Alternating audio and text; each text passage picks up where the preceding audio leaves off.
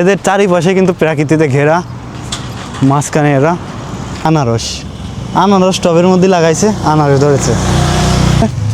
এই যে জামরুলগুলো কিন্তু হাতের নাগালেই আছে। তো এটা কিন্তু খুবই সুস্বাদু। এবং আসসালামু আলাইকুম, আমি মুজাহিদ হোসেন, মালয়েশিয়া থেকে।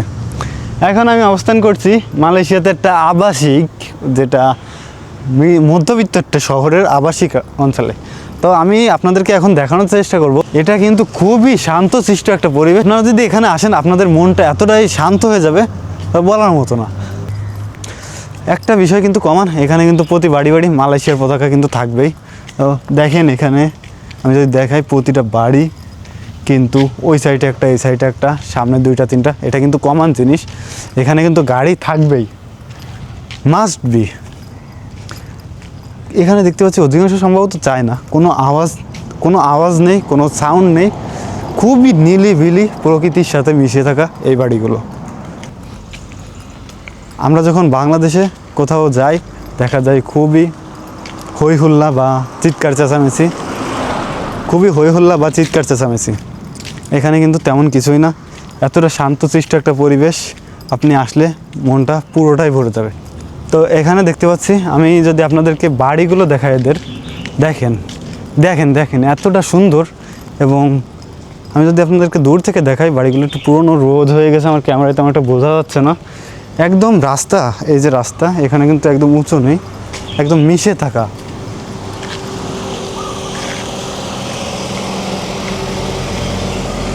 একদম রাস্তার সাথে সব কিছু মিশে গেছে। দেখেন প্রতিটা বাড়ি 3টা 4টা করে গাড়ি। ও ভাই, আমি কোন দেশে আসলাম! এখানে মানুষের থেকে গাড়ি বেশি। তা আমাদের বাংলাদেশে কিন্তু একটা বাড়ি করলে আগে তাদের হচ্ছে পুঁতা করতে হয় নিম্নপক্ষে হাঁটু পর্যন্ত, বা 1 থেকে 1.5 হাত।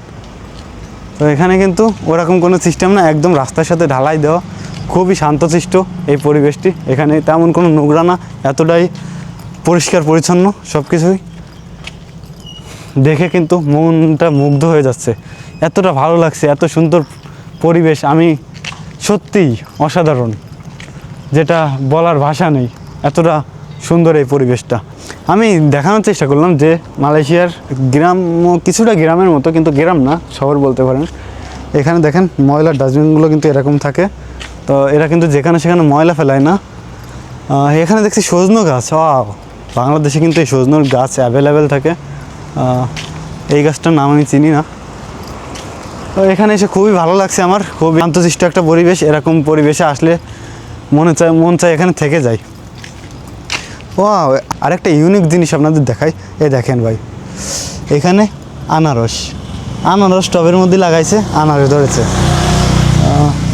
এটা আরেকটা কি চিনি না, কিন্তু এটাকে আমি নাম জানি না।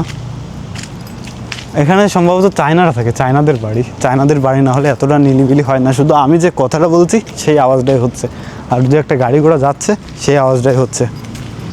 তো এখান থেকে একটু সামনে এসে দেখি, এখানে কিন্তু খোলা একটি মাঠের মতো, খুবই সুন্দর এবং প্রকৃতিতে মেশা এই মাঠ।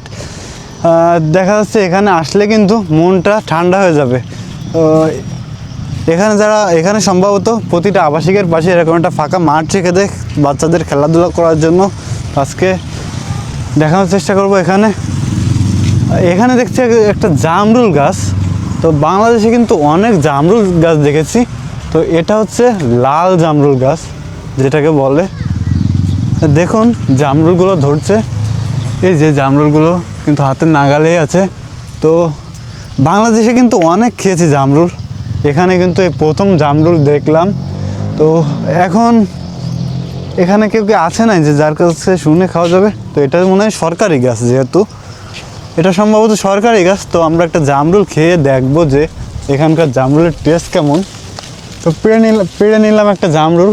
ওই জামরুলটা যদি আপনাদেরকে দেখাই হাতে নিয়ে, এটা কিন্তু দেখে খুবই আকর্ষণীয় মনে হচ্ছে, সুস্বাদু এবং সুন্দর। তো দেখি একটা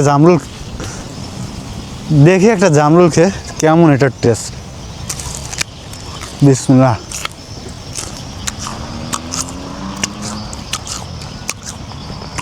এটা কিন্তু খুবই সুস্বাদু এবং আমি কিন্তু খুবই কথা বলতে বলতে অনেক তৃষ্ণার্ত হয়ে গেছি। তো এটা কিন্তু আমাকে তৃষ্ণা থেকে খুবই ছাপা দিচ্ছে।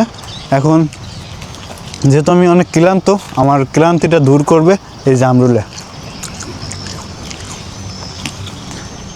এখানে দেখেন একটা বিষয়, মাঠের মধ্যে দিয়ে বক হেঁটে বেড়াচ্ছে, কেউ কিন্তু ধরার মানুষ নেই। বাংলাদেশে হলে কিন্তু ফান পেতে এসব ধরে নিয়ে চলে যেত। খুবই ভালো লাগলো জামরুল খেয়ে।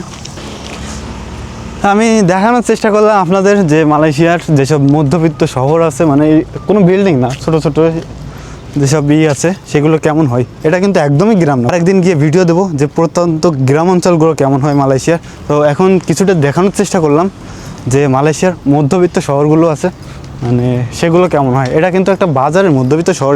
এখানে যদি দেখাই, সব কিন্তু আবাসিক। এই সাইড দিয়ে খুবই সুন্দর একটা পরিবেশ এই মালয়েশিয়ায়। এদের চারিপাশে কিন্তু প্রাকৃতিতে ঘেরা, মাঝখানে এরা। মালয়েশিয়া না আসলে কিন্তু মালয়েশিয়া কেমন, মালয়েশিয়ার পরিবেশ কেমন, এটা কিন্তু আপনারা বুঝবেন না। তো আমি এই ভিডিওতে আপনাদেরকে কিছুটা দেখানোর চেষ্টা করেছি যে আবাসিক যেসব বাড়িগুলো আছে সেই সব বাড়িগুলোর পরিবেশ কেমন হয়।